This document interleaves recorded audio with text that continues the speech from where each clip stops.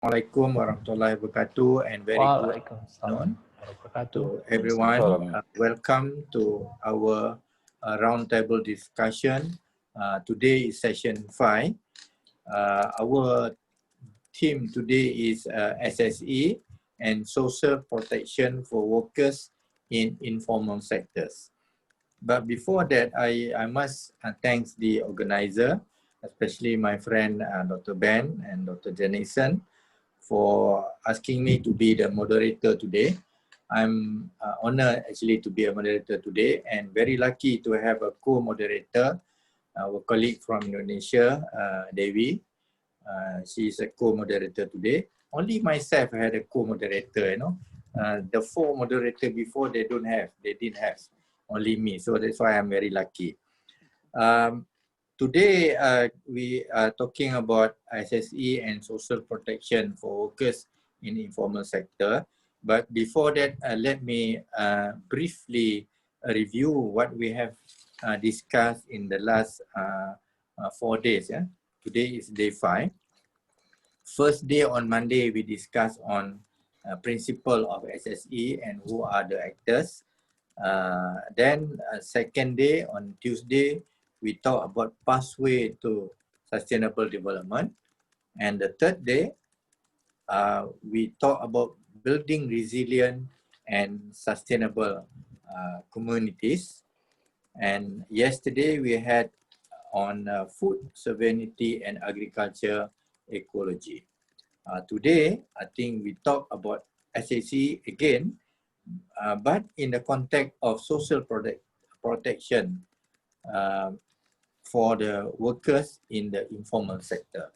I have read a little bit on the ASEAN survey, you know, on informal sectors.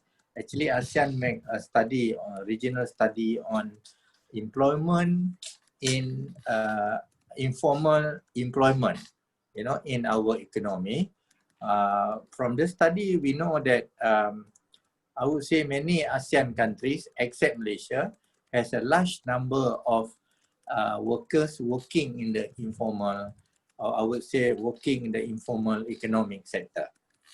For example, Cambodia, 90%, Thailand, 37%, the rest also quite high, 50, 70, 80, something like that. But only Malaysia, actually, we had only 10% during the study. But the latest data that I have is actually 14% last year in 2019. So meaning to say, informal workers actually play significant contribution to the economy, to the GDP. In the case of India, for example, 93% of the workers actually in the informal sector, in the informal economy, contributing more than 50% of the GDP of their country, you know. So I believe in our country also, informal sector actually contribute a lot to the economy.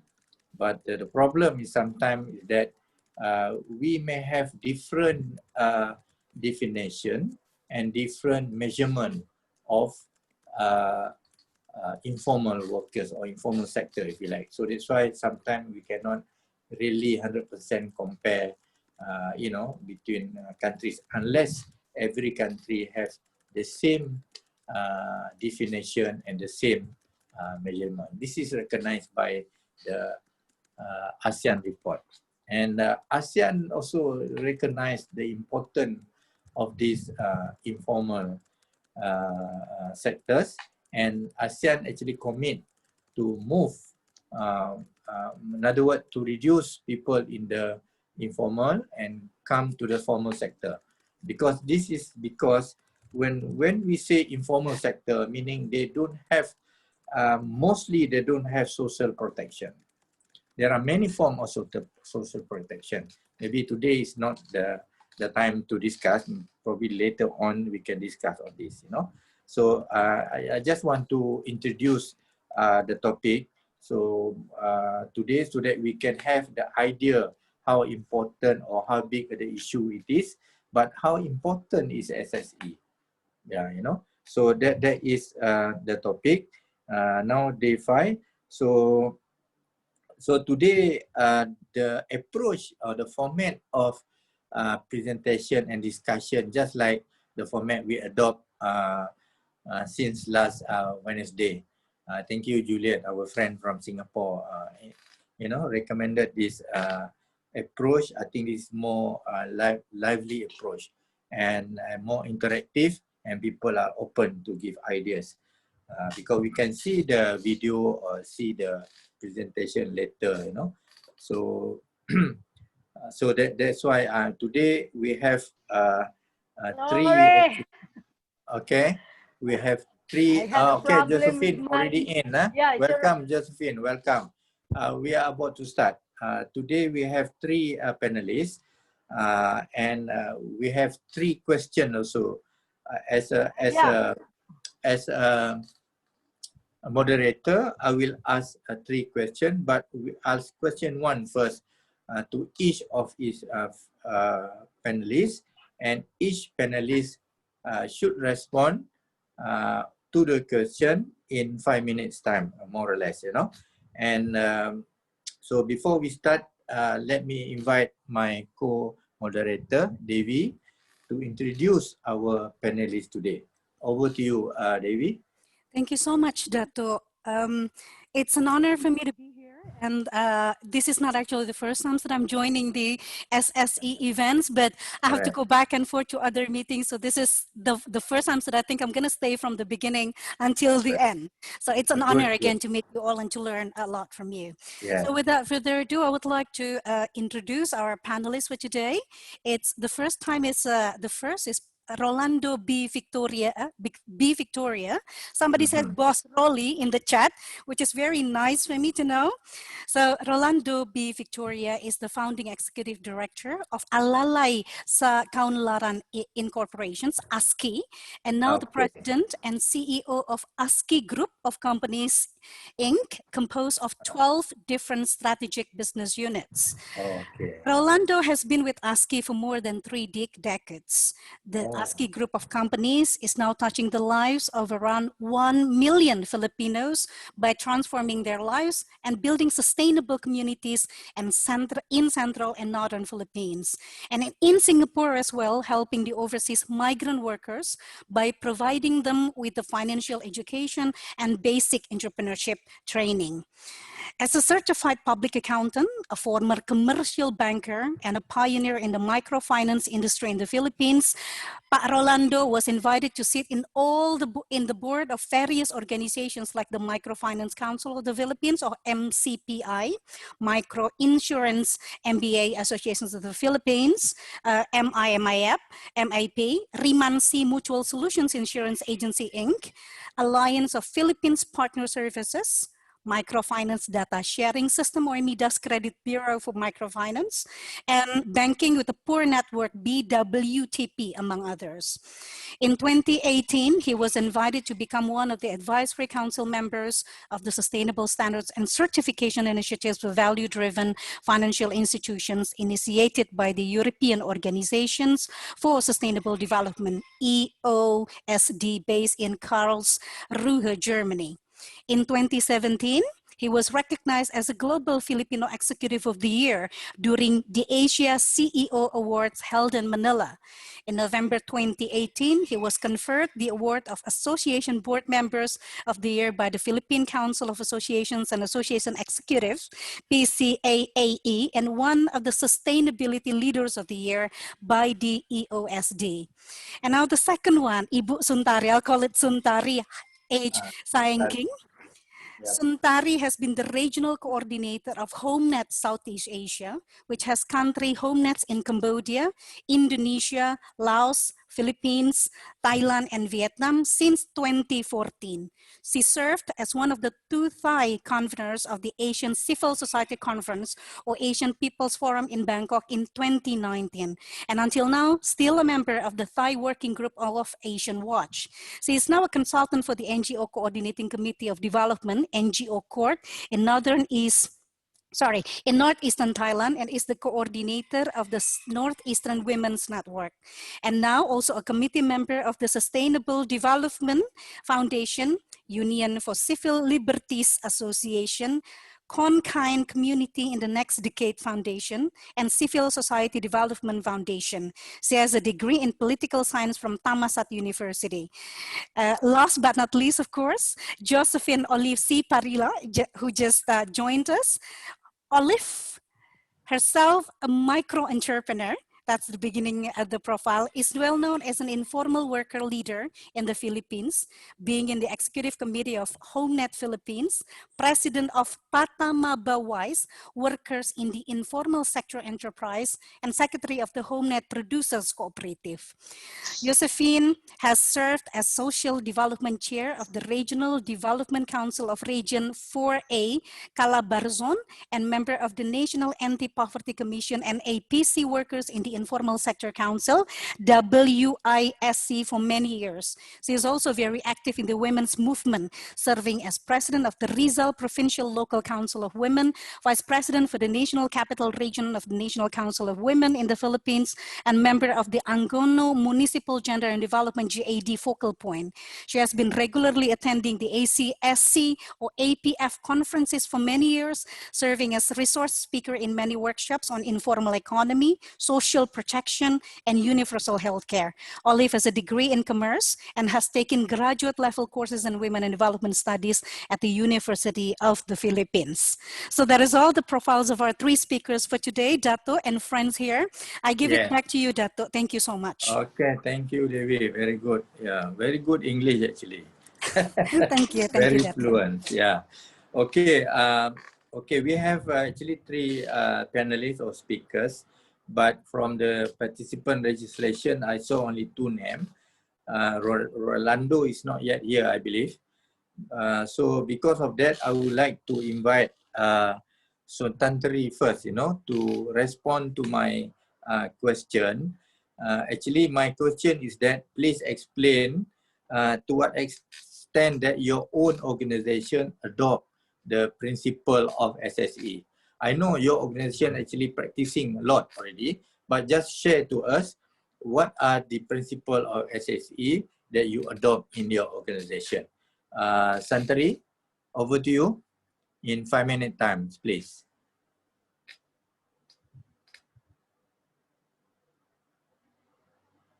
Hello? I will please. do. Okay, thanks, okay. Thanks. Yeah, good, good. For the SSE,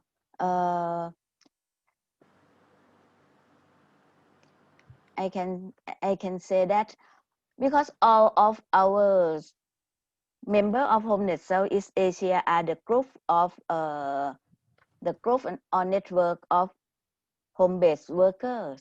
Yes, yes. And other informal workers.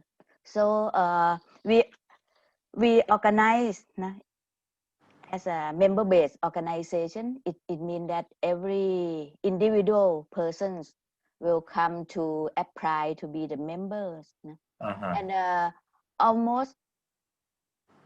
mostly, almost all of us have the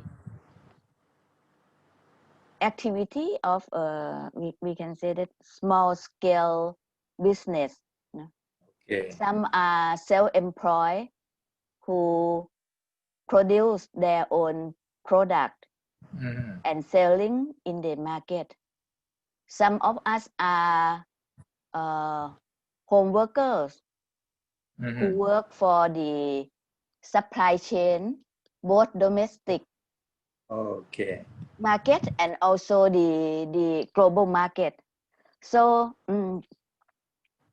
the things I would like to start with the things or the problem that we face is the first one is the unfair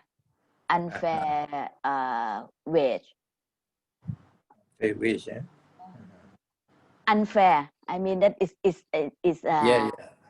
lower than lower than minimum wage or lower than the law. Yes. So And at the same time, we found the others problem like the health hazard, no, the occupational and health safety still be our issue. Some works are bring the chemical things to our home and be the root of our sickness. And another problem that we face is about uncertain and continuous of work. No? Like today, we have a lot of work that have to finish in time, and after that, next week perhaps we don't have any piece of work. No? Okay. So this is the problem that all of our member face. So of course we would like to change the way of sharing the profit, or the way of sharing the, how to call it, economic sharing. No, that is why we believe in the social solidarity economy. If we let it go like this, how to say, for how to call it, we will, our member will be a part of a person who will get advantage. So when we learn, or we read about the principle of social solidarity economy, we found that the social solidarity economy is an ethical and value-based approach to economic development that prioritize the welfare of people and planet over profit. Yeah. That is the thing that we how to say, we adopt, because if the, how to say, the economic that expect only profit is grow up, we are the one who was exploit. And another things that we agree with social solidarity economy is when the social solidarity economy approach is favors decentralization and local development. Yeah. Because the member of our HomeNet Southeast Asia in all 6 countries is the women groups that produce their product, the foods from the local area. And we need decentralization. We need this decentralized policy development.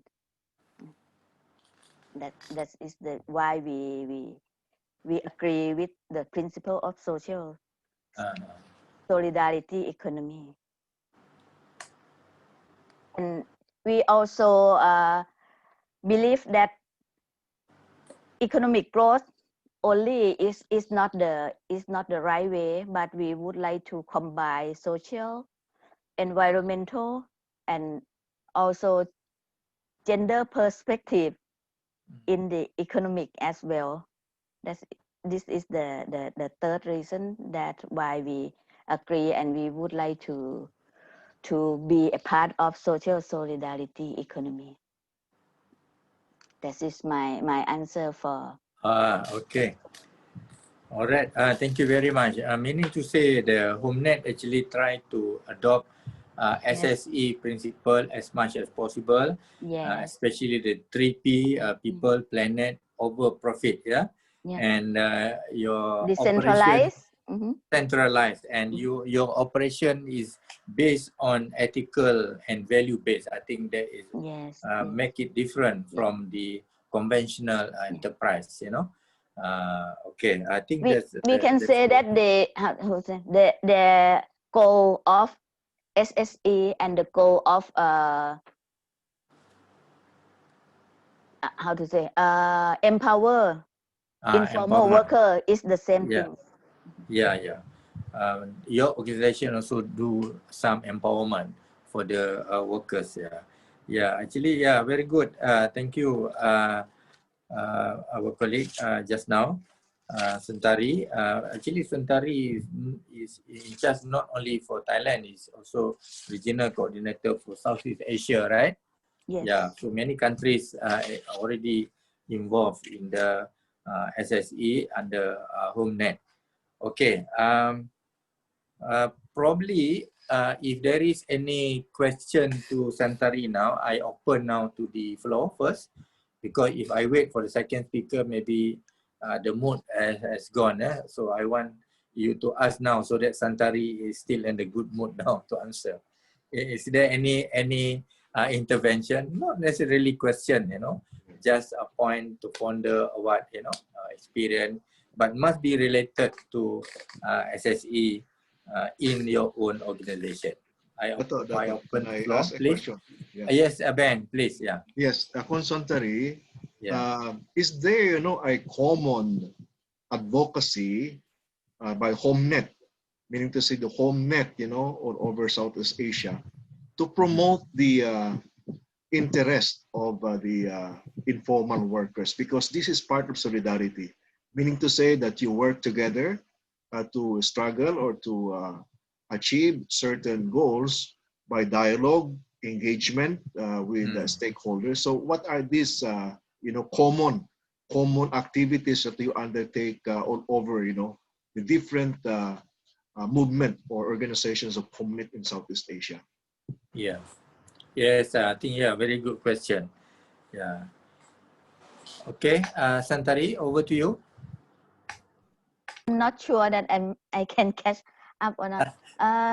The question is about the what activity? Advocacy role, advocacy role, meaning to say we promote advocacy, your promotion. Advocacy. What are the activities that you promote? Yes. Common activity. Yeah. You undertake. Yeah, the activity and advocacy activity that we try to do is to promote. First is the social protection.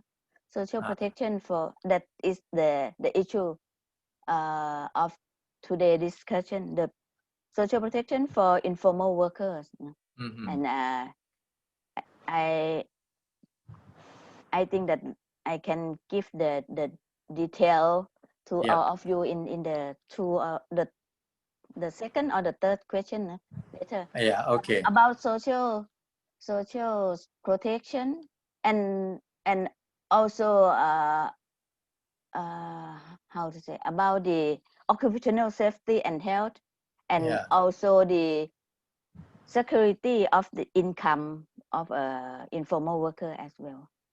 The activity that we do advocacy, we promote the organizing, no? First is the organizing of informal worker, because we believe that when we come together, whatever kind of organization, cooperative or self-help group, or how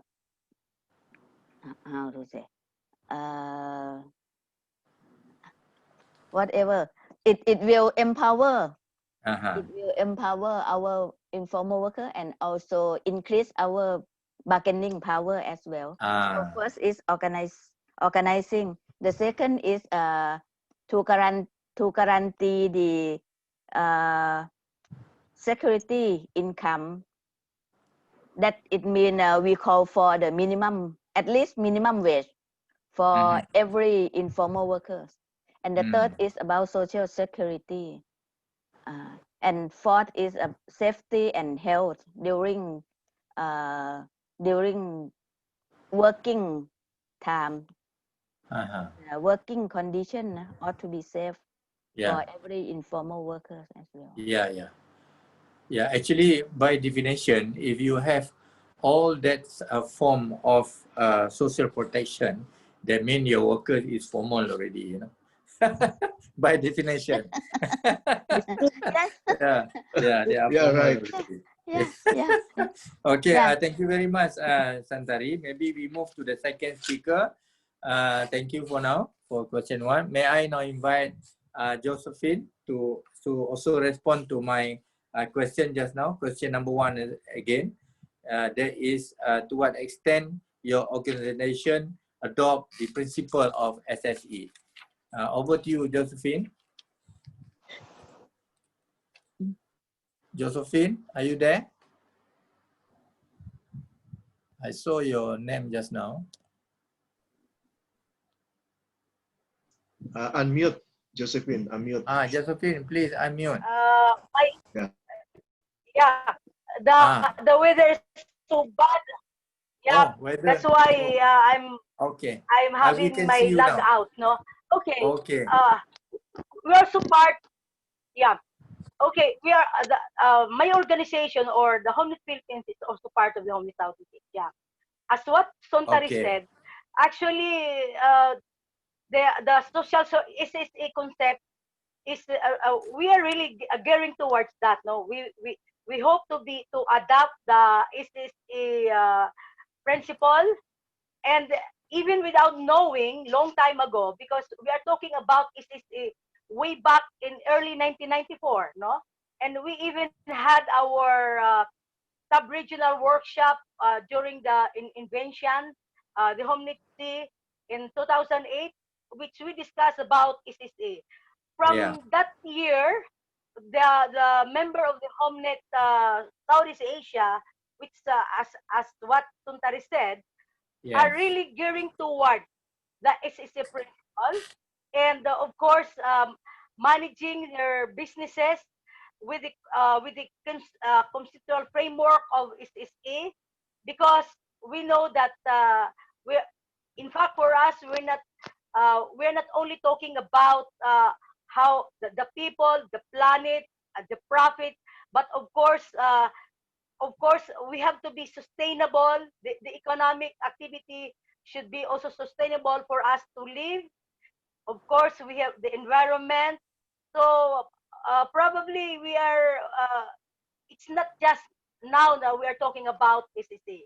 We've been talking since again in 1994, and formally we are even releasing documentation, policy,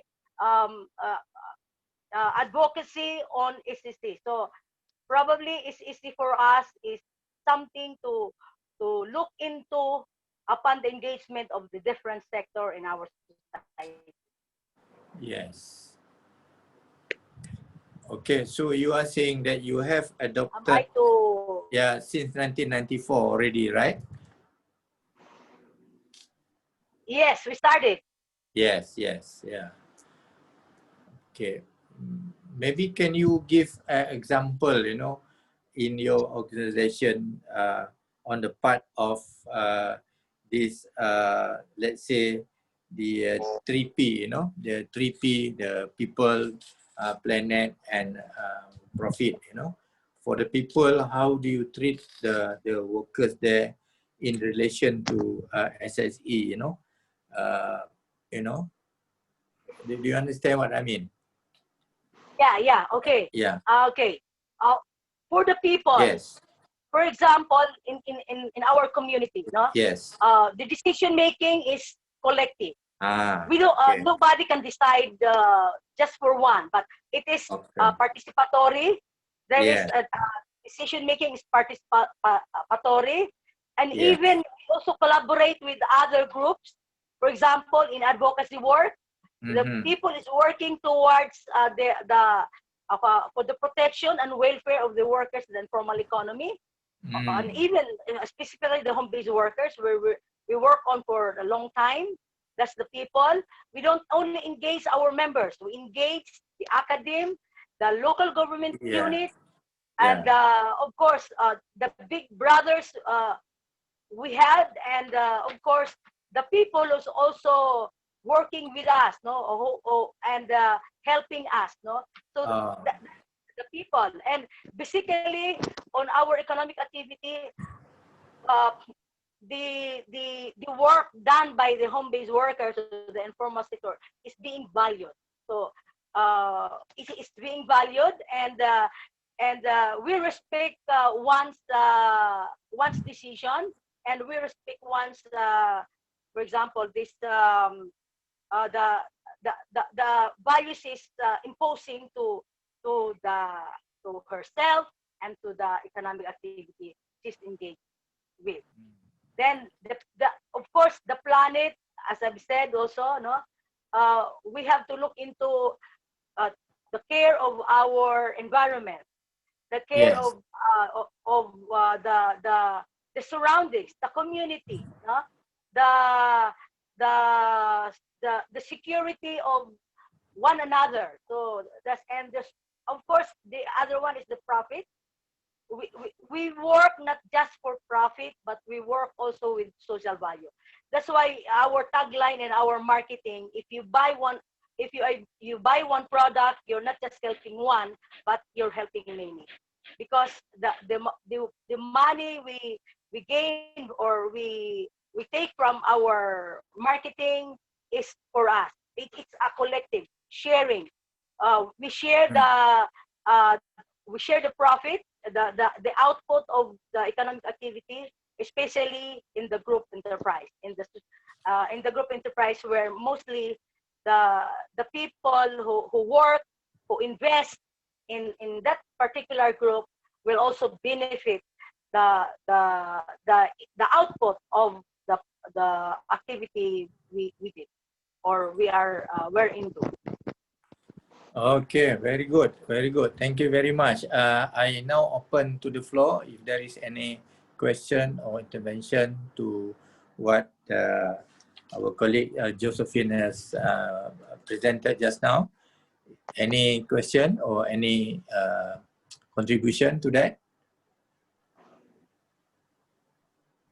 But actually, from her presentation, actually they have already adopted a lot of things under 3P, you know, principle of SSE, and also issue of sustainability, environment, all taken care of in their activities. Yeah, not only on paper. So that is good about it. SSE in the Philippines. So any question, please? To this, Yeah, Juliet. Okay. Yes, Juliet. Yeah.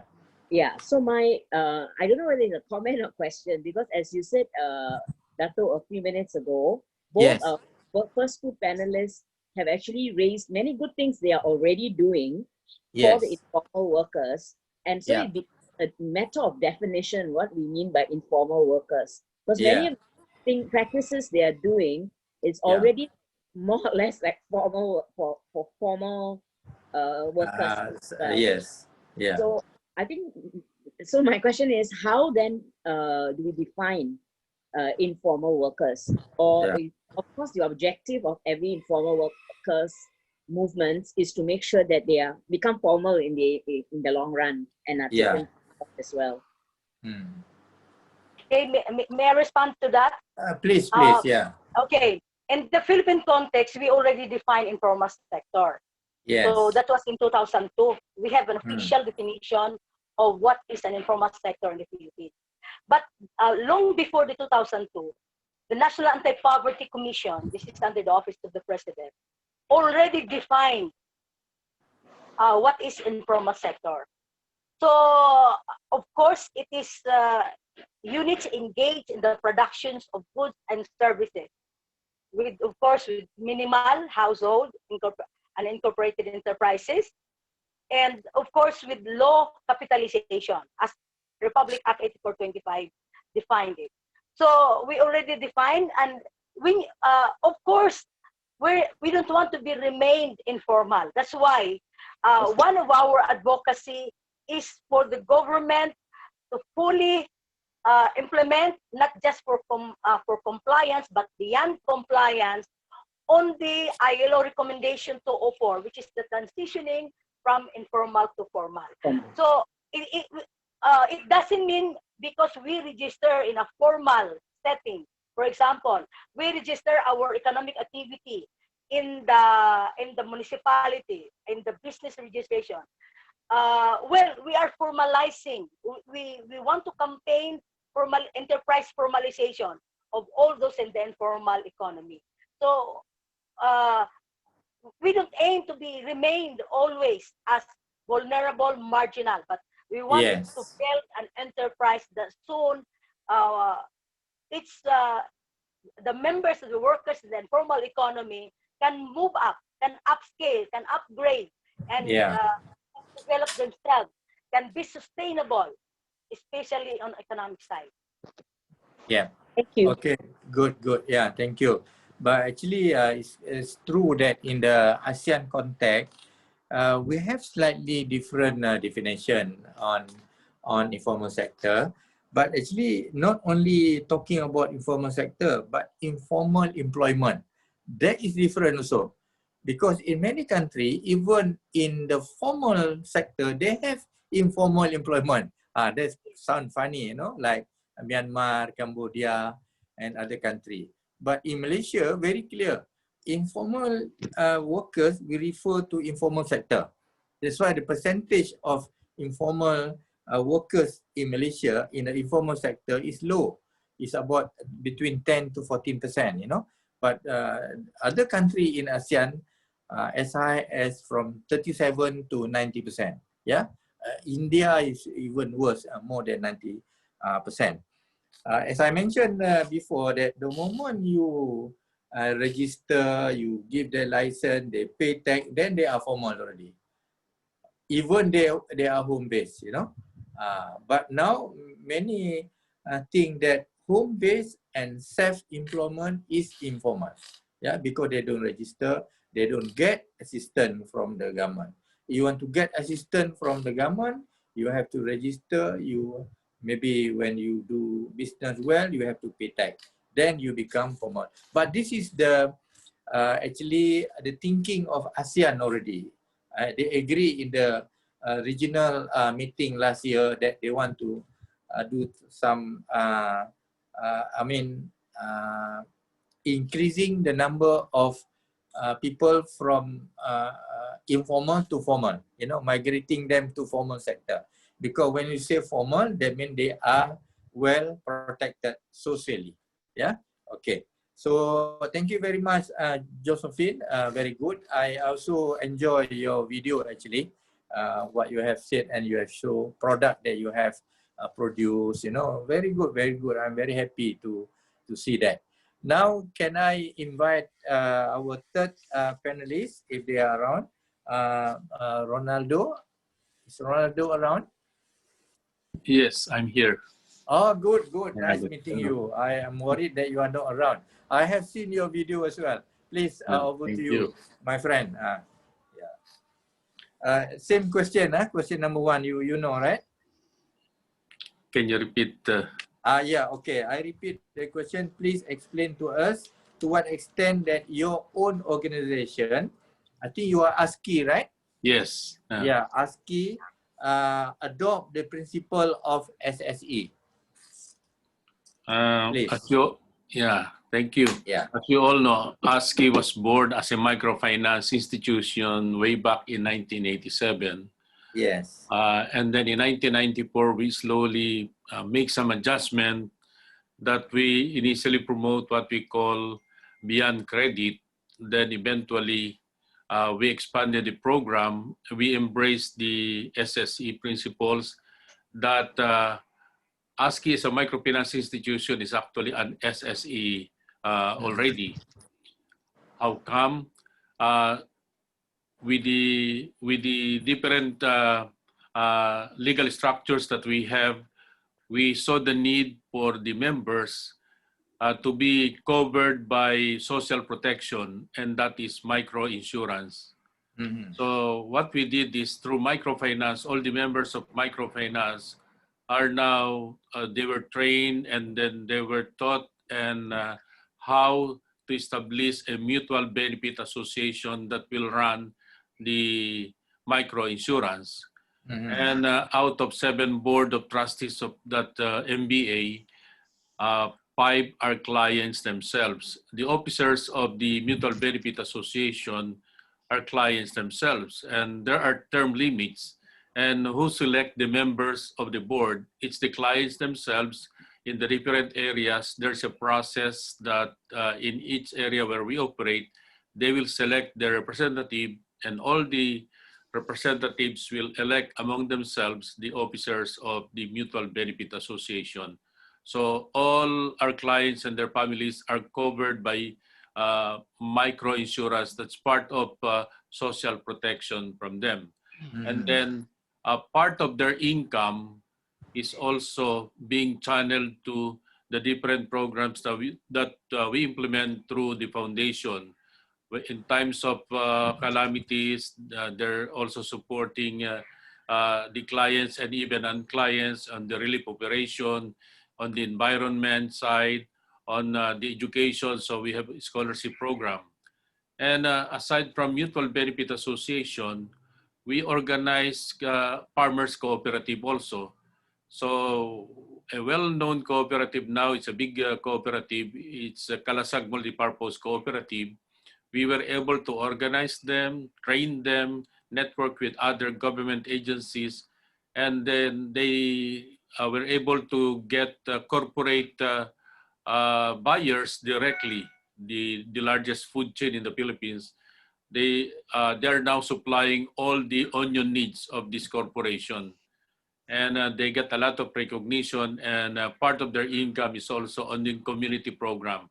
So the good thing for this cooperative of farmers, even their families are engaged in the cooperative. The women are also supporting the program. And while majority of our clients are women, we organize another group. We call it Men at Work. These are the jobless men and in the community, in selected communities.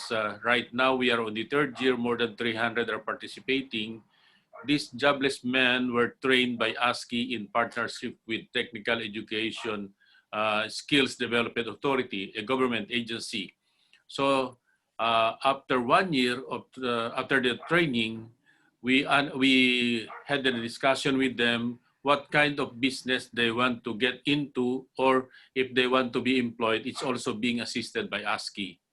Now, this year, they're now a registered cooperative. They call themselves Men at Work Consumers Cooperative because they do a lot of technical skills, and they want to set up also a store that they will manage for the construction, because they were trained also on masonry, electricity, so depending on the need.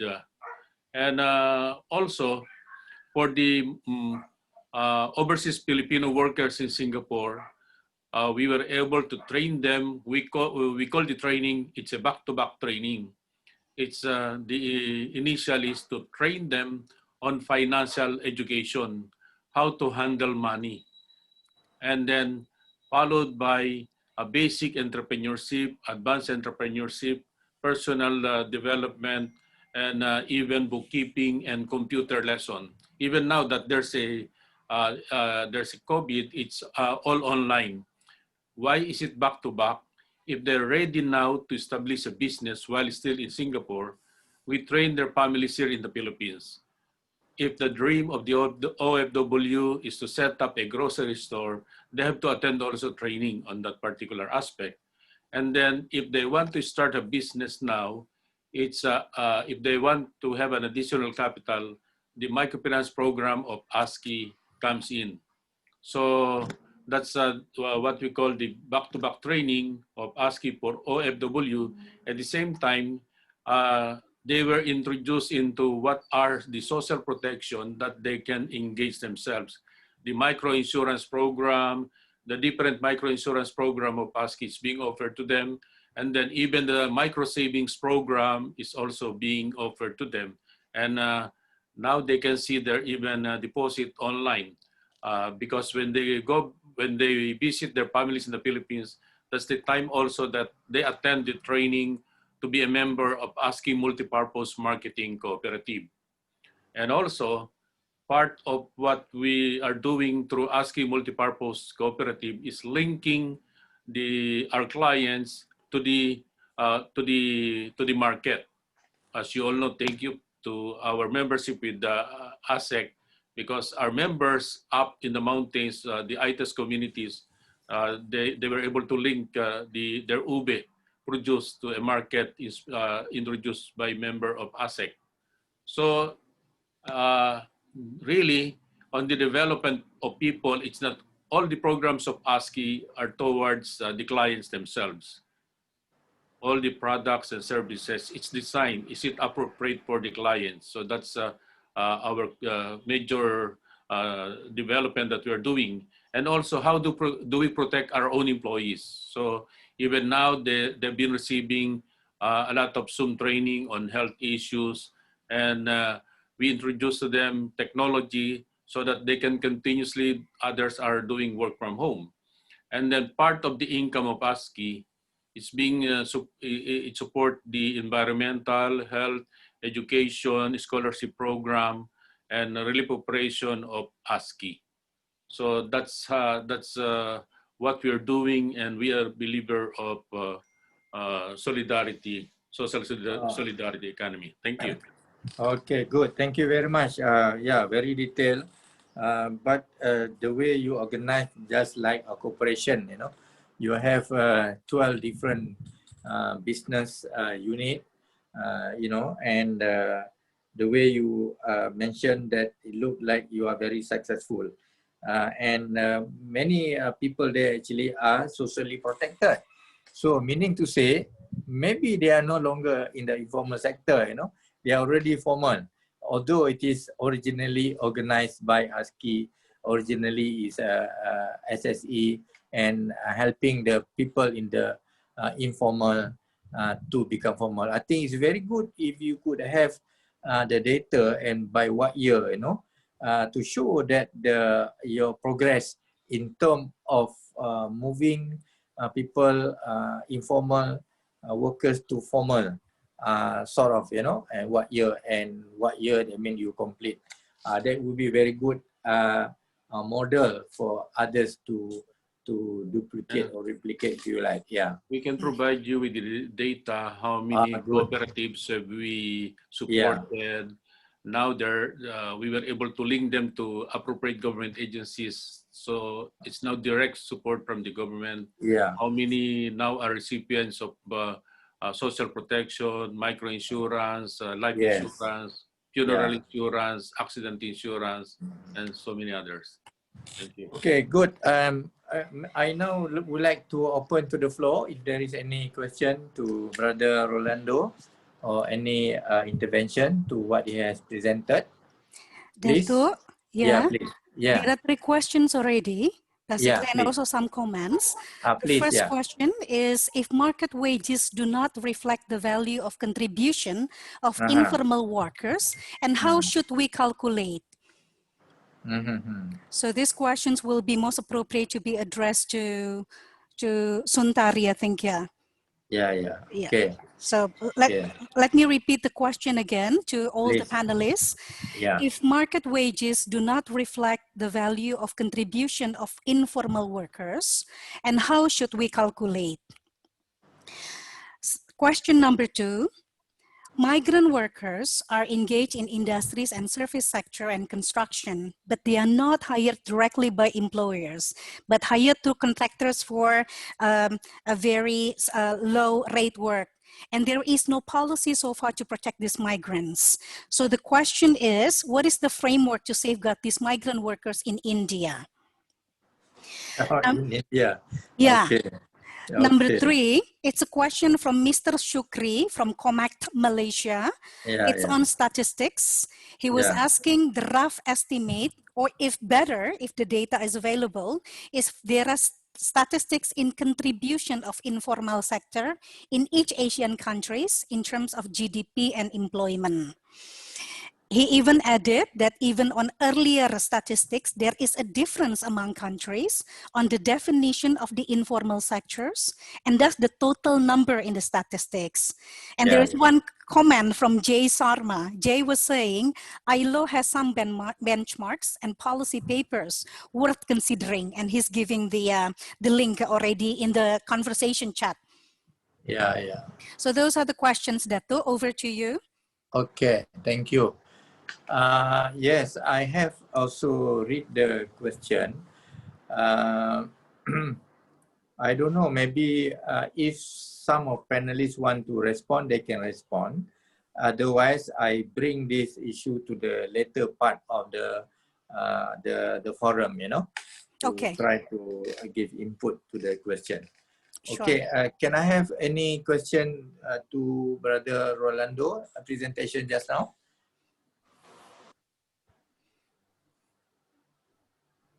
No? Okay, if there is no question, we can move to question number 2. Question number 2 is actually very important because today roundtable discussion theme is about social protection of workers in the informal sectors. So I would like to ask the panelists now. Please explain to us what kind of social protection that your organization already given to your workers.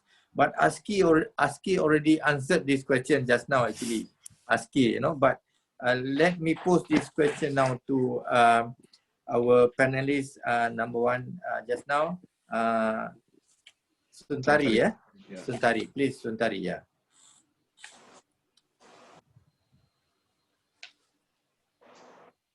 Suntari? Please unmute. Hello, please unmute. Suntari? Yeah. Okay. I will answer this question on behalf of Homenet Southeast Asia, not only Thailand. Good, The first thing that I would like to share is about our how to say, our belief in social protection. What is our idea, our belief? First, we believe that social security is a human right, you know? And this is confirmed in the article number 22 of Universal Declaration of Human Rights.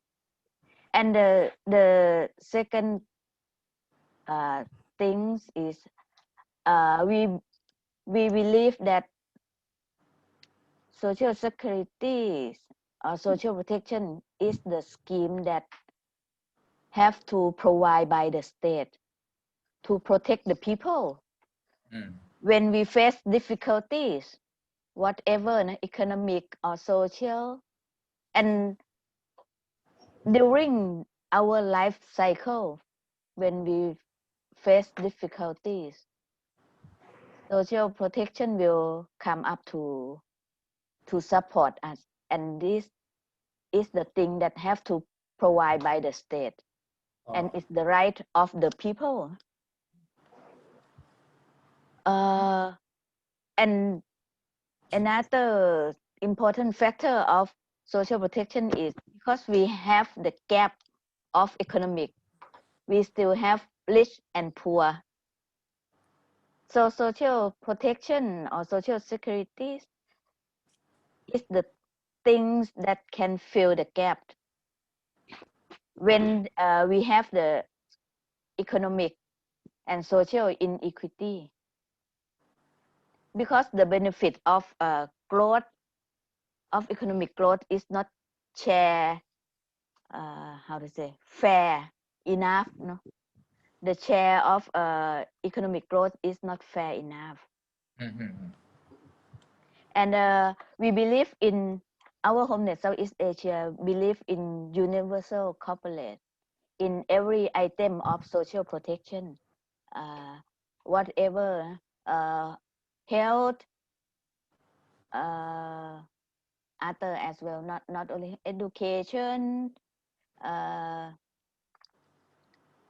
for elderly, you know, for elderly, for the people with disabilities, it ought to be universal coverage principle. And we believe that it ought to do financing from taxation to guarantee that economic status will not be the barrier of people to access. That is our idea, our belief, and this is the thing that I would like to share the photos. 2 minutes. 2 minutes.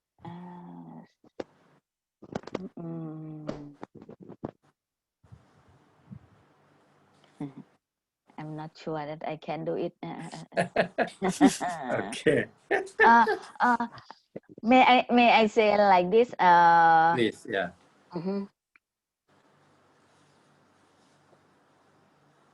Many years before, no? Yeah. Since 2011, 2000 until 2013, when the ILO announced about they call it social social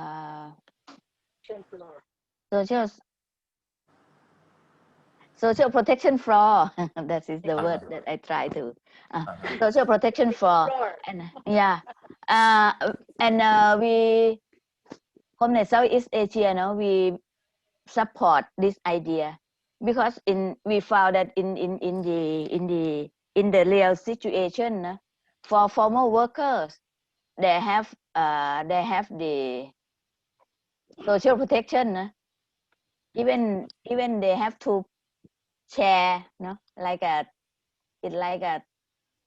tripartite contribution system, no, to establish the social protection for formal workers, like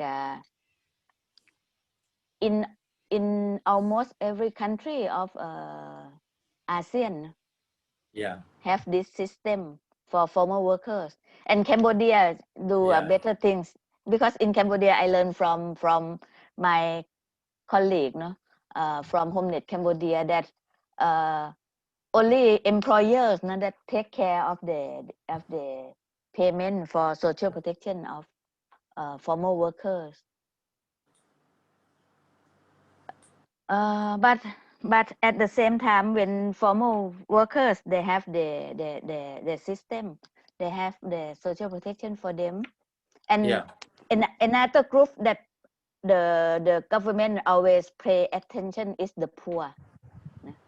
So it have a big gap for the person who not be the formal workers and not be the poorest group of people, like our informal workers.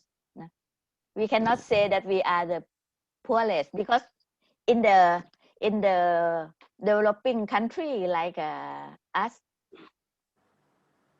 some group of people is poorer than informal worker, no? Like agriculture sectors, or even the ethnic peoples, homeless people, like this. So when government pay attention only the poorest, it means that many informal workers cannot access to the scheme for the poor as well.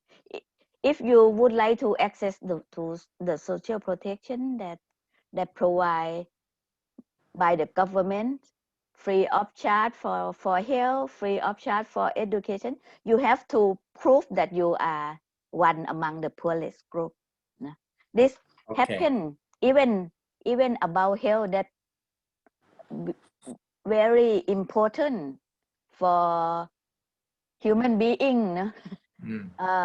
Like we found this situation in Cambodia, in Indonesia, in Vietnam. If our informal worker would like to access to the universal, not universal, to the health service, to the health service, they have to prove that they are the poor. If you are not poor enough, you have to pay for your health service.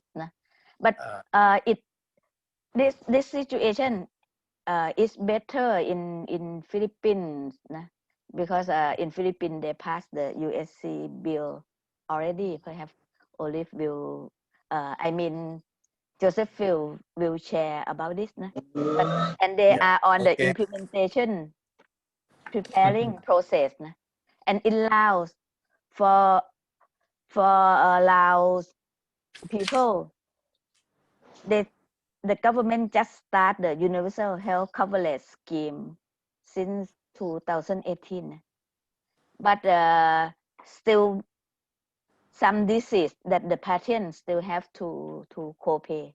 Not all disease that free of charge. Okay, Santari, Yeah. because of time, can I reword my question, You have mentioned that I agree with you.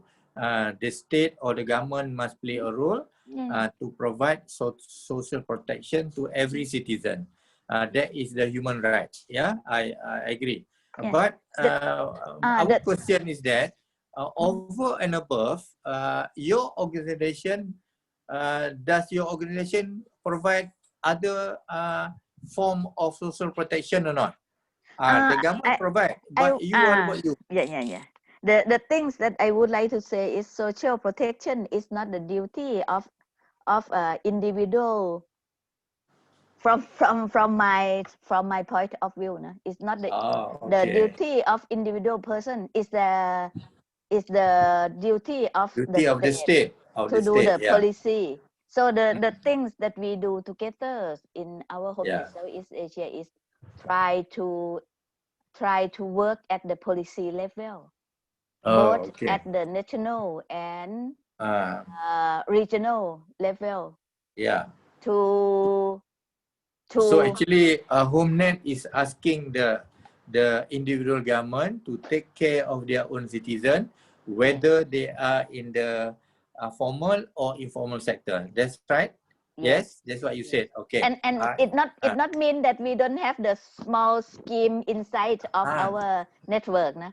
But ASCII, for example, as well, like in Thailand, we have the scheme of take care when our members or the family members died. We will help each other. We organize the fund like that. My question. That is for me, we have this as well, but it's not enough. The thing that we Just need to is complement. the policy level. All right. Okay, thank you very much. So I understand the HomeNet policy now. Any short question, if there is any, because time is running out now. Yeah, please. I have a question for you and whoever wants to answer it. Because informal workers are more badly affected during the COVID and in come.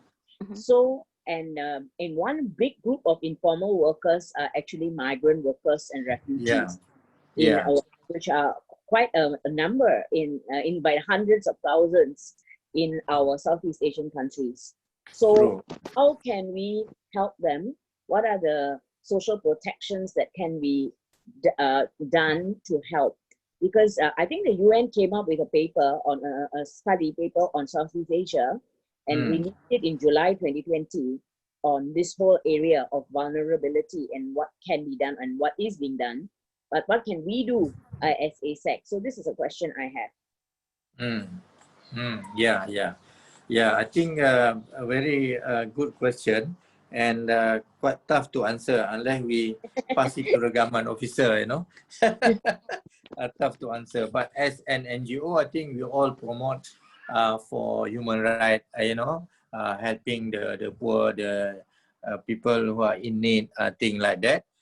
It is very true, but some other country, they take care of their own citizen first, in some country, because everybody is now in a need.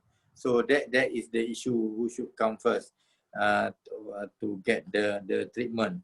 But for the Malaysia, I think government does take care, but of course, also the government budget also quite limited. So you cannot expect to take care of everything, But those who are in sickness or things like that, I think they get equal treatment like a citizen as well, but in general, it's very true. Informal workers are less protected compared to formal workers. But in Malaysia, that's why actually Malaysian government also try to help by giving sometimes, for example, insurance free insurance for, say, taxi driver, free insurance for people working in the agriculture sector, something like that. So that what the government is trying to do, although they are not in the say government or formal sector. Yeah. Okay. Maybe I should proceed now by asking Josephine on the same question on what form of social protection that your organization given to your workers. Josephine? Okay. Yeah. Okay. First, to the organization. Yes. As what Suntari said, we don't have the capacity to extend okay. to pay for their social security or health insurance okay. premium. But yeah. We facilitate in the enrollment. We have this what we call in Tagalog, we have this or savings mobilization. We did savings mobilization per week, so that at the end of the month they can contribute the premium of the social security and health insurance. But in fairness, I would there's no zero in the Philippines actually, because of what COVID did to us. Although this is targeted, because it's not really universal, because again it boils down to the capacity of the government to really support everybody. This is not universal. This is just targeted. Again, poorest of the poor. But right now, some of the informal workers, the informal sector, were able to access social assistance from the government. So the government, of course, with the passing of the Bayanihan Act, Hilto, the recent one, though it is not being sustainable because it is just one time, no? Support to these informal workers, to the drivers, to the home-based workers.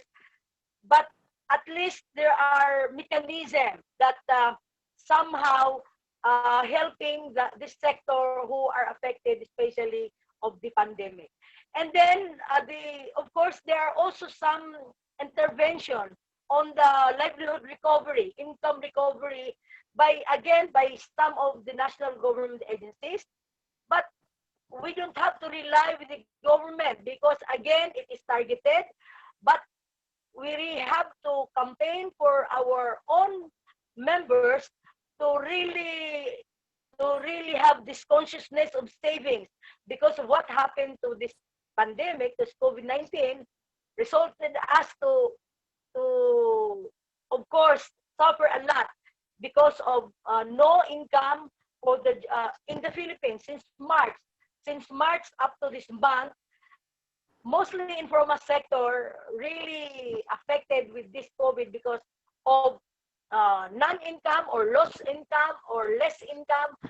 So therefore, we have to be conscious later on the value of saving, so that in time of this kind of crisis, we are ready as much as if not we cannot cope the 100%, but at least we have a little bit saving really to cope with this crisis. So again, social protection in the Philippines, not just social security, not just social health insurance, but we are campaigning for the rights of the workers, the right at work, that towards decent work. So we have to campaign to advocate for laws that will protect and that will protect the welfare of the workers, especially the informal workers. So for us, we are 78% of the total workforce in the Philippines, and we contribute a lot in our GDP. So that's it. And not that probably even the contribution of the informal sector, not only in the Philippines, but globally, we are so many, and we contribute a lot of in the GDP of our economy. It's counting. Okay. Thank you very much. Any question to Josephine? One short question to Josephine. Yeah, please, Ben. Yeah. Yeah, Josephine, I heard that HomeNet Philippines is thinking planning to have a mutual benefit association. Is that correct? Is there a plan to establish a mutual benefit association, meaning to say the members of HomeNet will now create their own sort of mutual insurance mechanism? Okay, Sir Ben, that's one direction we want to. But I will share. We attempt to do that in Angono Rizal, no? By the help of the ILO, this health microinsurance.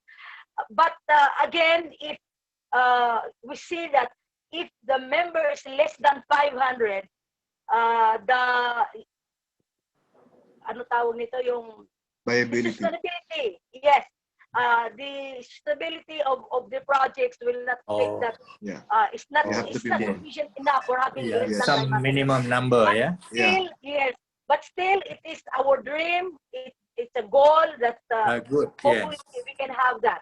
So there are many attempts in Patamaba, basically in Patamaba, to have that kind of mutual benefit association. Right now, what we are doing, we're campaigning for the village savings and loan association, so that from among us we can help each other. Very good. What we call GISLA. Yes. Very good. Very good. Very good. Yeah, I think probably this phenomena also happen other places as well. Normally, informal sectors actually they want to take care of their people, but they have limited fund, you know. So that's why they cannot, not because they don't want, they want. Yeah. So that's why I think some basic need, basic help must be provided by the government. Yeah. But extra, for example, leave with pay. I think the SSE also should look into this. Maternity leave with pay if they are the woman, for example, you know. I think like this, I think we should try to complement whatever the state has provided. Yeah. Okay, I think may I comment? Please. Yeah, on the issue, if they want to set up an MBA and they have limited resources, what you can do is to partner with an organization with existing MBA. So what we call that concept, build, operate, and transfer. So members can be, while you're increasing your membership, it will be under that organization. You can work as a team. Then if you reach the number of, you can say that that's the magic number for sustainability, then you can now start registration for your own MBA. There's a network of MBA in the Philippines, and it's based in Pasig City. That can help you. Okay. Yeah, maybe Rolando, you can continue. This is your turn now. But although you have already mentioned, but you can sort of conclude on this. What actually, what form of social protection that ASCI given to their workers? You know, can you repeat again in 2 minutes, 3 minutes?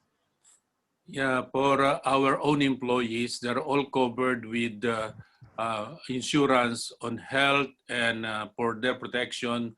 Plus, we were able to establish employees cooperative, and the officers of this cooperative are the members, employees of ASCI. And it's it's already profitable. Yearly, they're receiving also some sort of dividends and patronage refund, and then they're supporting also the children of ASCI employees who are members of the cooperative in their some sort of education subsidy, and also community program out of the income of the cooperative. So other support from the clients, I have already mentioned earlier. Yes, yes. Yeah, I think others SSE can follow what ASCI has done, but of course you have to be successful in terms of your enterprise, your business first. Yeah, it's a chicken and egg situation, right? Once you are successful, then you can give more benefit to your own staff or workers, if you like. Yeah. Okay. Any last question on this? On the social protection given to informal sectors? Any more from the floor?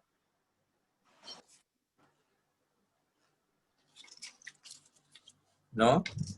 Okay, if there is no question from the floor, maybe I just want to try to answer question from the chat. Yeah, I think number one on the wages, the wages given to people in the formal sector does not reflect the market wages. So then how to calculate?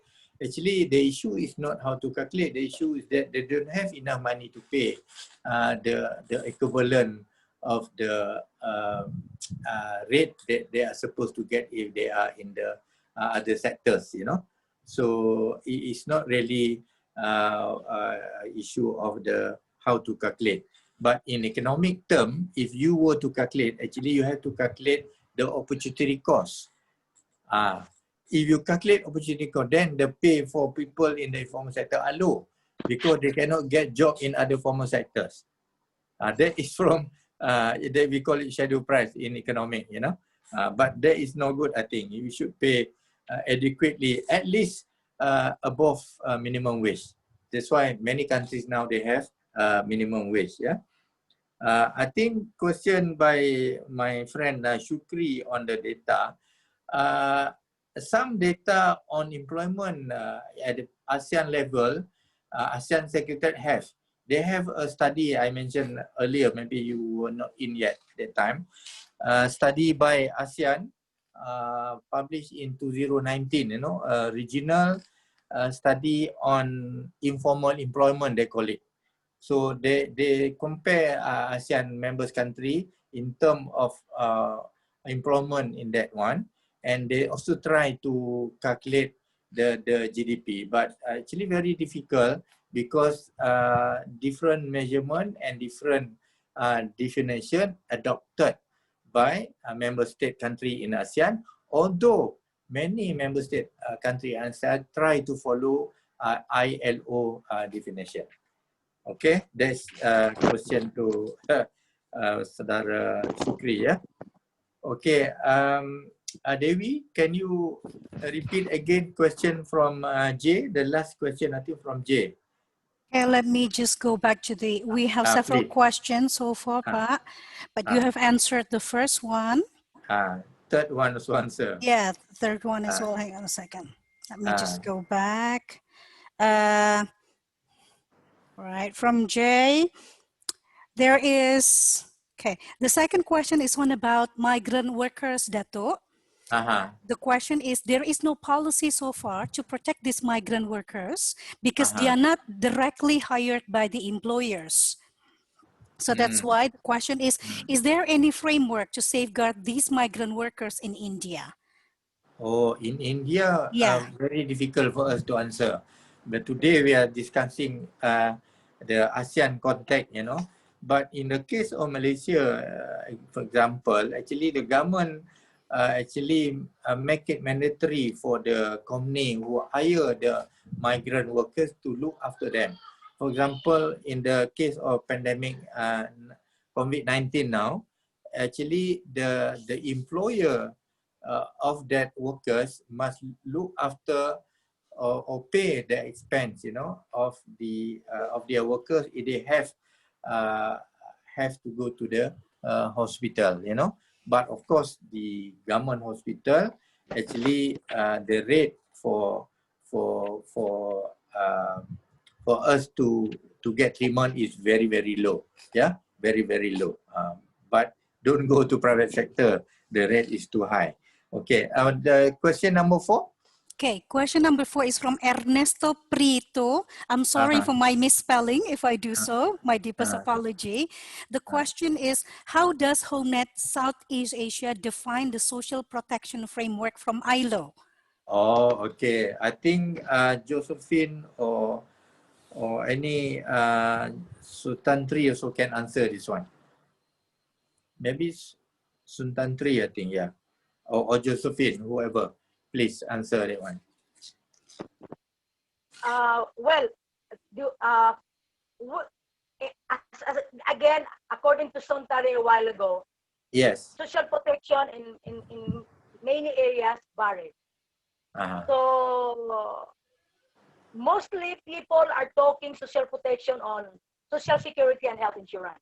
Yes, but as what I told a while ago, that on the Philippines, the framework there is having we have now 5 pillars, like at work, then the social security, social insurance, social safety nets, and resiliency. So we do not know in other countries.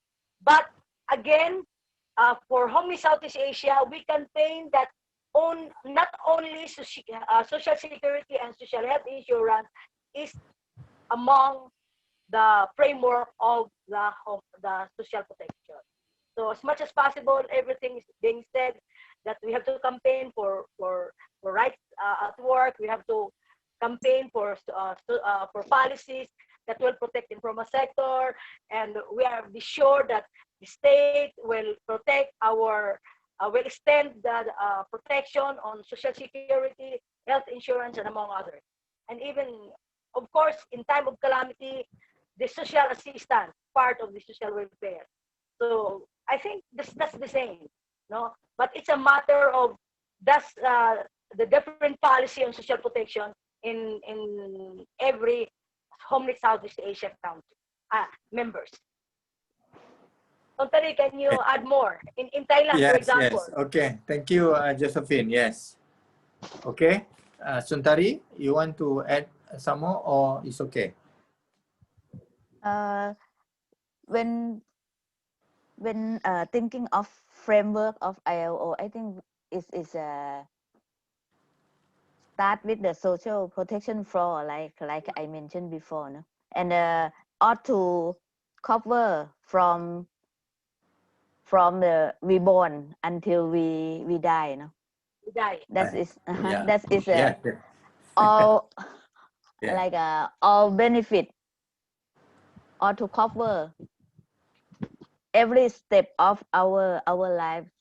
And even in some country now, like in Thailand, we have social security scheme, especially article for informal worker, but it not cover all, how to say, all list of our life, especially when we compare with the formal workers, nah? Like in Thailand, in formal workers security scheme is not cover unemployment benefit. That's very important. And during pandemic period, it proved that unemployment guarantee is very important. So I think we still have to work a lot, long way to go forward for access or for achieve the framework of social protection that ILO and others how to say, international standard set it. Okay. All right. Okay. Thank you very much. I think we have done with 2 questions. We have 30 minutes more to go. I think I should now proceed to the third question. The third question is look very easy.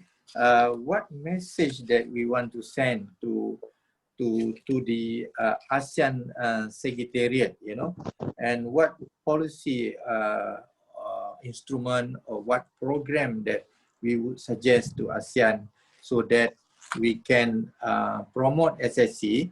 By promoting SSE, actually we are helping the informal sectors in terms of their income, their welfare, and their well-being, you know. So please, I think I would invite again Suntari first, or maybe Josephine first now. We can change the order. Yeah, Josephine, please. What message Actually, you want to send? Yeah. Yeah, this is an agreed call for the ASEAN for the informal workers. First, we want the government must fully implement the ASEAN Declaration and Plan on Social Protection. We did that. We already signed the Social Protection Plan. So way back in, I think that was in Malaysia, Sontari. Huh? Yeah. And then, of course, with emphasis on universal health care. and of course, not just only by the government, but with the different stakeholders. Second, the ILO recommendation to offer on transitioning from informal to formal economy with SSE as an important pathway to decent work with a social protection component should be posed also within ASEAN. And the third, solidarity among home-based and informal workers organization within ASEAN, especially those focusing on building SSE, should be developed through people-based platforms, advocating alternative forms of regionalism that are not government-based. So therefore, in other words, we have to move forward. We have to be self-sufficient. Yes, the government is there, but from among us, we have will be in solidarity to work for the benefits of our co-workers or even our constituents. That's if Santari can add more. Okay, that's please. 3. Yeah, thank you, Josephine. Santari? Yeah, I have 3-4 points. First, I think for SSE, ASEAN ought to draft the declaration on how to support SSE, like use it to be the principle and guideline of practice for ASEAN itself and their member states. I think we still don't have this. No, we have many declarations already in ASEAN, but not about SSE. Yeah. And the second point is to do economic and social recovery from the impact of pandemic. No? I think ASEAN member states ought to promote the business marketing of not only informal workers but also other self-employed, self-help group, social enterprise, cooperative as well have to have to pay more attention about how to promote, because this is a basic organization of people, no? In the past, if perhaps they not pay enough attention for the basic organization of people, but after pandemic, after we have COVID-19, this is important because it's the organization that people can rely on and can help people for survive and continue their life. And the third point is I would like to see, we can say that how ASEAN will encourage or support, or we can say force their member state to to review the law or the measure to implement ASEAN Declaration on Strengthening Social Protection. We have this declaration,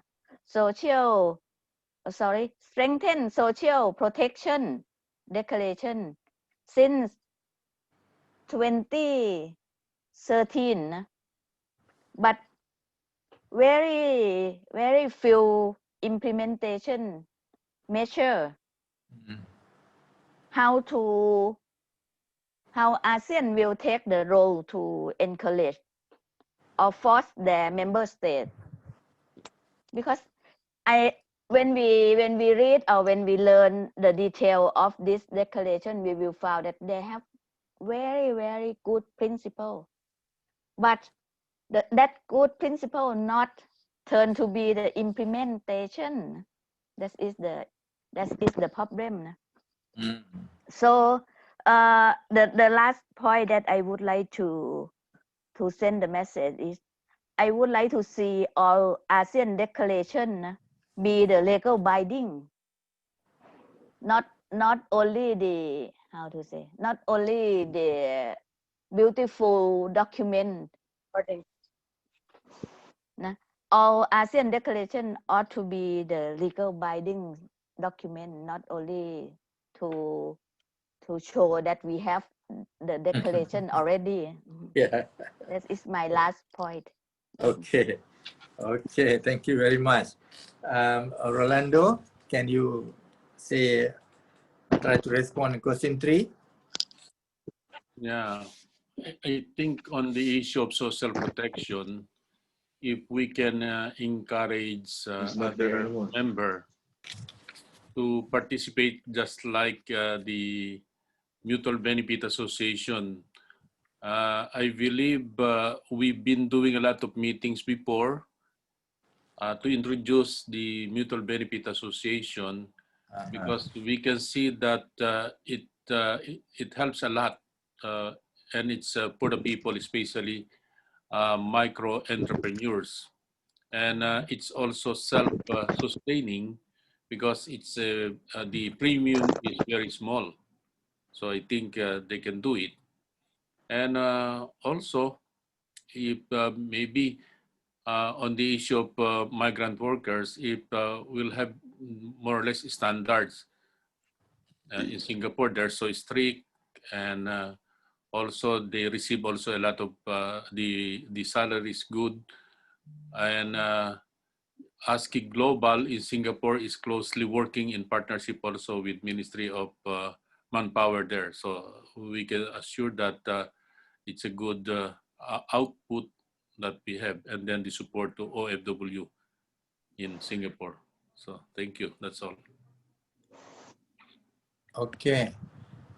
Maybe now I open to the floor, say in 5 minutes, for question and answer on this question number 3. Question number 3 is actually on what is our suggestion to ASEAN Secretariat, in order to promote and to enhance this SSE. Doctor, yes. Sorry, Dato, sorry, Dato Yusof. I would like to suggest, because it's not only about SSE, but I also think that today's topic is social protection. Yeah, okay, yes. So I would suggest, because there's a big group of what I raised earlier, migrant workers, even within Southeast Asia.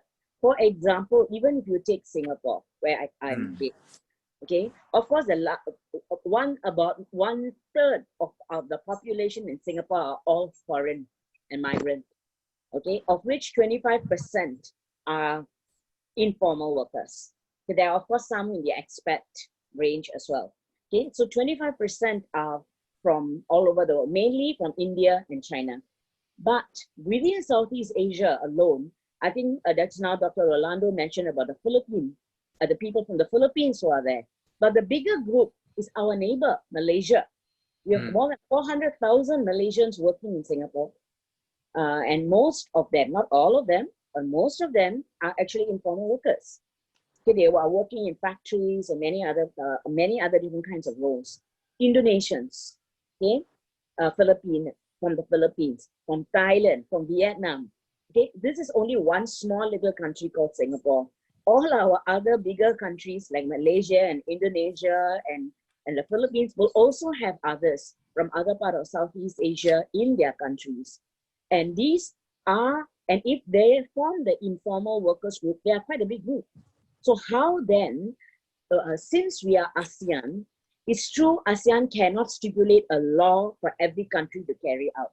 But because a lot of the migrants and refugees, so to speak, come from each other's nations, is there something that we can ask to, where they can collectively agree upon as protection for members of each other's nations, from at least from ASEAN to begin with? And so that there can be some measure of protection. Yes, there are some good things in Singapore, and the government tries a lot to help. And but you all know the whole worldwide story about how, despite all that, a whole lot of migrant workers in Singapore had COVID, and the government tried their best, but they couldn't do it alone. And so then many other groups VWOs, NGOs, faith-based groups, individuals work together with the government to help, from feeding the people during Ramadan to other times, to even cooking the food, and not only for the foreigners, but also for there are also Singaporeans who are informal workers who are affected. And though we also had a law and have a law that the employers are supposed to feed them, employers, when they had no money, so they couldn't feed them, for example. So that these kind of issues that come because of COVID, of course, some are not expected, but some even in normal times are abusive. So the question is, what are some things that ASEAN could perhaps look at in terms of social protection of informal workers from each other's nations to help look after each other in ASEAN? Because ASEAN is trying to work together in solidarity. Yeah. Okay, good. Yeah, very good. I actually personally agree on this one. Okay. Okay, any more? We still have time. You have your drink. I don't have mine. Yeah. Okay, any more contribution from the floor? Better speak up, you know. Don't, I mean, if you write, then we cannot respond now, you know, because not everybody can read the what you have written on the chat. Yeah, maybe that one can be answered later. Yes. Sorry. May I? Yeah, Please. Who's yeah, this? sorry, I don't have video. I'm Aura Sejulia. Where are you from? I am based in the Philippines, but I am Okay. affiliated with WIGO and I'm currently the program consultant for the Southeast Asian older informal workers. Informal, okay. I'm just particularly interested to know how the older informal workers are affected by the pandemic, based from the experience of HomeNet Philippines, HomeNet Southeast Asia, because we know that the pandemic has also disproportionately affected older persons than younger persons. So just by the experience of the informal workers, how is their experience and how they are impacted by this, and if there would be some more time, just that question, and if there would be more time, maybe they could also share how also informal workers are preparing for their old age, if there's some time to answer. Thank you. Yeah, okay. Maybe Josephine, can you try to answer? Well, again, in the Philippines, we know that senior citizen is already not totally free in hospitalization. Yeah. But at least you're covered by the PhilHealth. But again, you have also to shell out money from your pocket if you want to go to the hospital for hospitalization. But at least there are services that the government will give already to those senior. And then aside from the social pension, if you are paying again previously of the Social Security and SSS, you can have the pension, monthly pension, and there is also one intervention by the local government unit, what we call cash gift, 500 for 3 months. Cash gift will be given to all senior citizens. Not all senior citizens, again, targeted, not universal. So you'll be given. So that's why for us, as long prior to getting old, we have really to think of to save and really to think of hopefully to to enroll in any government program that will give us, because I do not know when the government can fully subsidize or fully give full assistance to the aging. So it is an advocacy even in the Philippines to increase the pension, really to fight for senior citizens' rights. But then our social protection is not totally universal, but it is targeted. So we have to also probably, for me, no, we also have to help ourselves, really to also create mechanism on how to be sustainable in the coming years when you get old. So I think that's for my own for my own idea. May I thank you add? very much. Please. May I add? It's fact that 50% of our informal workers are aging people, no? And people, yeah. before the pandemic, of course, we try to run the saving program for them, and also we advocate for pension policy, no? And promote our member to join the pension scheme. But after pandemic, both young and old informal worker, they lost their market or their orders, and the new trend of online marketing is how to say, it's not the skill of our aging informal workers, no? It's the skill of the young generation, no? to run business on online marketing. So the things that we do right now is try to first train them.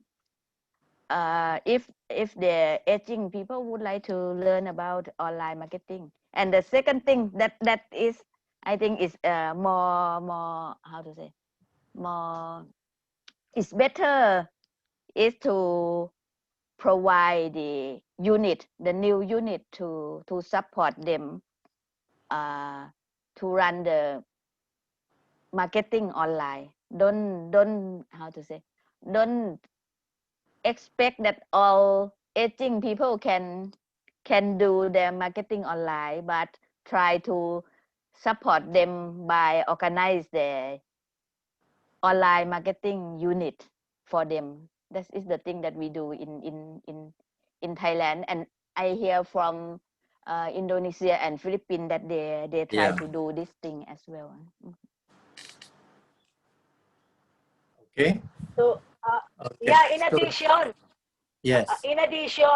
we really have to support our local economy and a creative economy.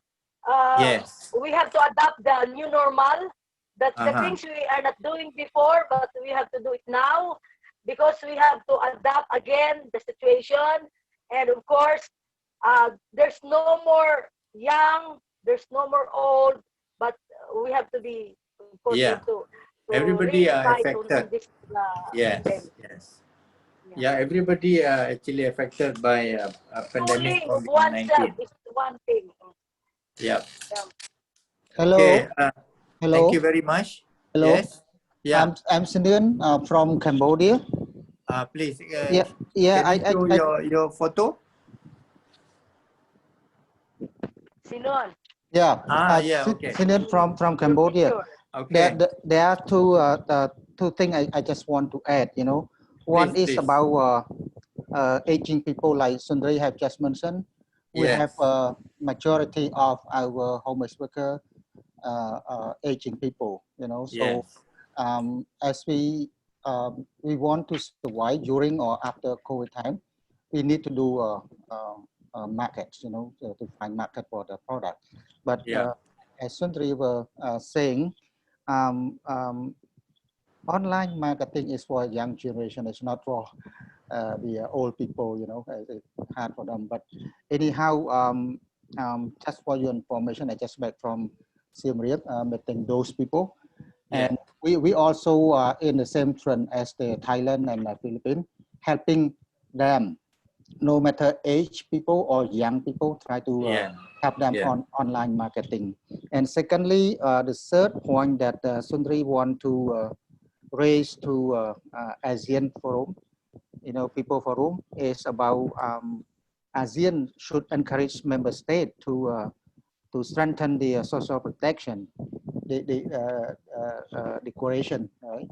So as I understand, in terms of implementation measure, how to implement the social protection, but not only help to push member state, to carry on the social protection, but not. I mean, I would like to add, ASEAN should also come up with the monitoring and evaluation, to ensure each member state of the ASEAN, how far they implement the social protection, and how far they need to push, by when, something like that. Thank you. Okay.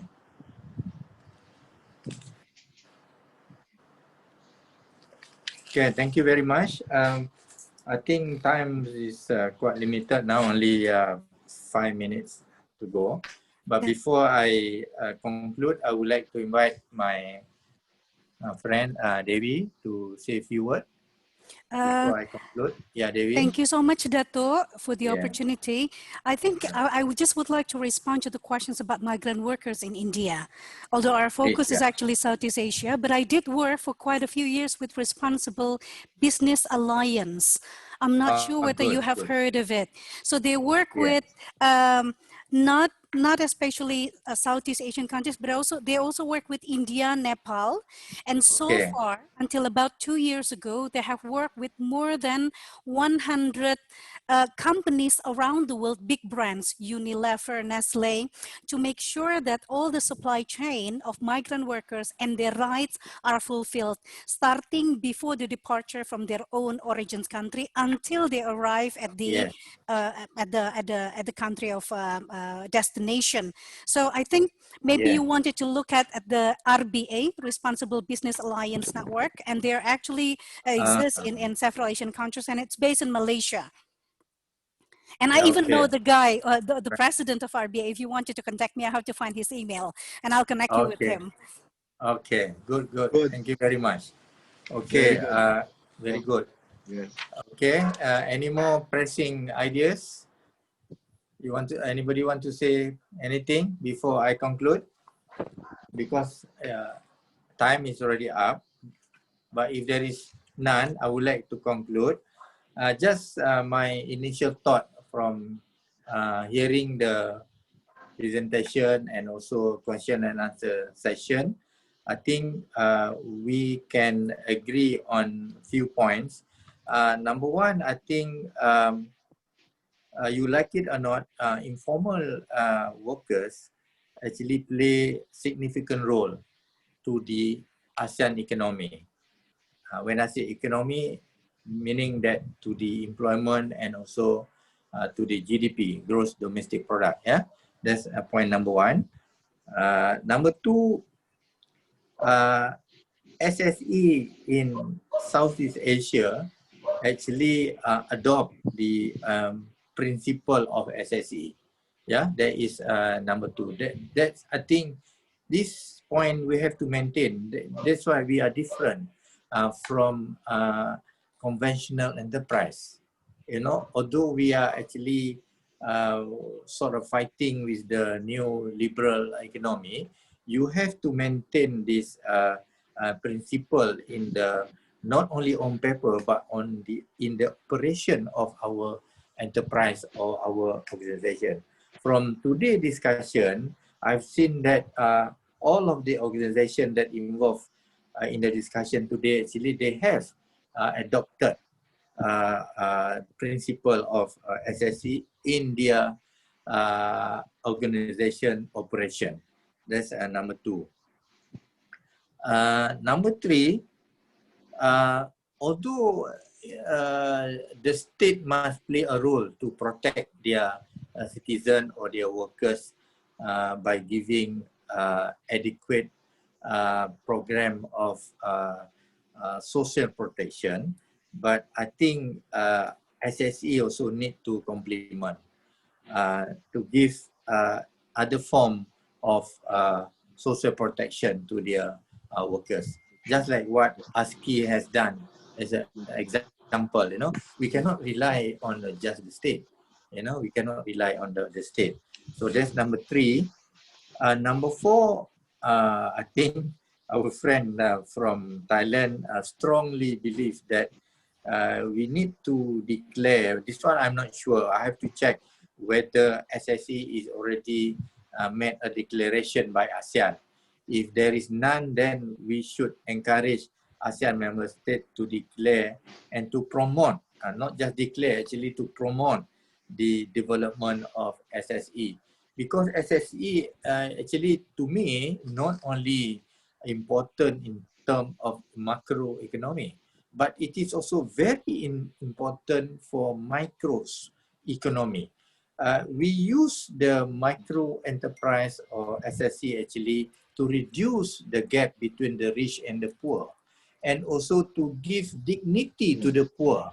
This is not in the conventional economy. That's why I think very important if ASEAN can agree to promote this, because we are double sword measure. SSE is double sword. It helps the economy and have also social. So reduce the social gap, reduce the economic gap, and promote social cohesion among the communities. If we can portray example ASEAN as really a community in terms of SSE, I think that it would be very good. For now, it's okay. We listen a case study from Philippines, Indonesia, Malaysia, whatever, Cambodia, Thailand, but maybe later, probably we promote the ASEAN one, so you can duplicate everywhere in ASEAN or even beyond ASEAN, because in our discussion also we have friends from India, Nepal, and other countries. Number 5, ASEAN need to agree to strengthen the social protection measure for the informal workers. Yeah, that is number 5. Number 6, the same as number 5, but for the migrant workers. I think high time. There are a lot of I would say, if you will say ASEAN is a region, there are a lot of intra-migration. What I mean, let's say from Malaysia to Singapore, Indonesia to Singapore, Indonesia to Malaysia, Philippines to Malaysia. As a region, I consider it's intra, it's not inter, So I think high time also ASEAN member state to recognize this and to come with a policy to protect these migrant workers. After all, these migrant workers is our workers anyway. Whether they say in Malaysia, my mate from Indonesia and some friend from Philippines working in the coffee shop in Malaysia, they are actually ASEAN. So in that sense, I think ASEAN member state should agree on the protection measure to this migrant. So that is 6 points that I can draw from this discussion today. Wonderful. Ben, you want to say anything? Very good. Well, I just congratulate you, Dato, for very successful thank you. Roundtable discussion, and the points that you have raised are really very substantive. Yep. And we hope that this can be aired in the ASEAN People's Forum. Yes. And many more will be participating in our workshop.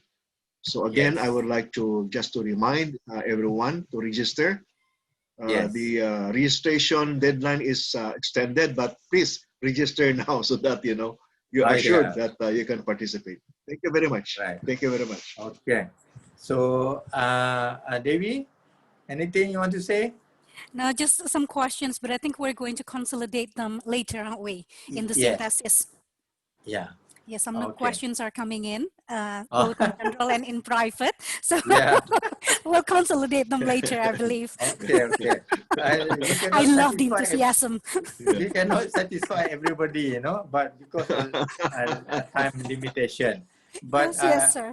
I hope we all must pray that there is no more pandemic. We can have face-to-face discussion. I love to go to Indonesia, to Philippines, Thailand, and others, you know. I miss you all. So I think Dato, I'm sorry. Yeah. Can I say Yeah. one more? I forgot. There was Please. last week. There was an social protections lessons learned shared by in Indonesia, and there is a Yes. World Bank actors, and there are also Yes. some government actors in that. If you're interested, I could share it with you.